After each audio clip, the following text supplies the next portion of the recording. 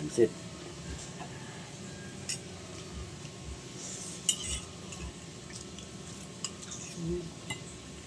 Yummy.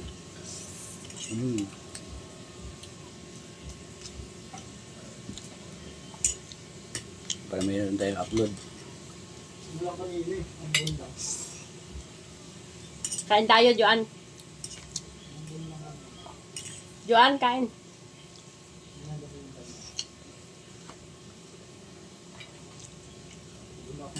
Kain. Shout out dyan sa mga taga-Aklan. Gakaunta. Pansit. Ba't may pinagtatakan talaga ako pa? Bakit yung ngayon? Makara? Makara. Diba ganyan yun? Dapat. Makaraya. Makaronda. Tataka talaga ako dyan sa salita na yan. Shout out sa mga taga-Aklan. Kain tayo. Halimbawa, ngayon Ano? kumakain ako ng pansit. Anong pansit? Sabing gano'n, no? Makaraga kaon ako pansit. Makarang oras kaan ako pansit. Dapat ngayon. Ganito naman yun pa eh. Yung makara eh. Hello? Makaron at makaroon yun. Mas malaki. Ha? Makaron at makaroon yun. Tataka talaga ako sa mga salita na yun eh. Nakayon. Hindi ko talaga alam yung panakayon pa. Kaya nagtanong ko kay Ili, ano yung panakayon? Pugyot. Commute gali.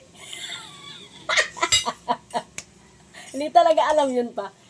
Anong panakayon? Tanong pa ako kay Ili pa kung ano yun eh. Commute pala. Meron pa palang malalim na yung mga salita yun sa aklan pa na.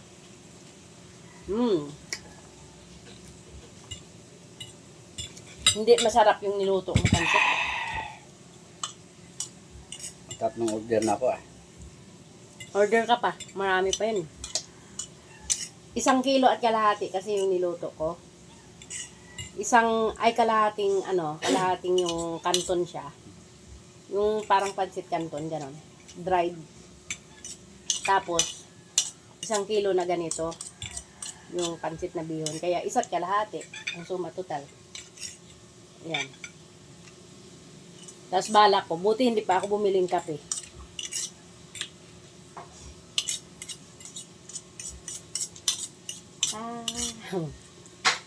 Kain po. Bye-bye. Happy birthday pala kay Ma'am Jeribel Ibero Matulin. Yan. Pansit, nilutuan kita ng pansit.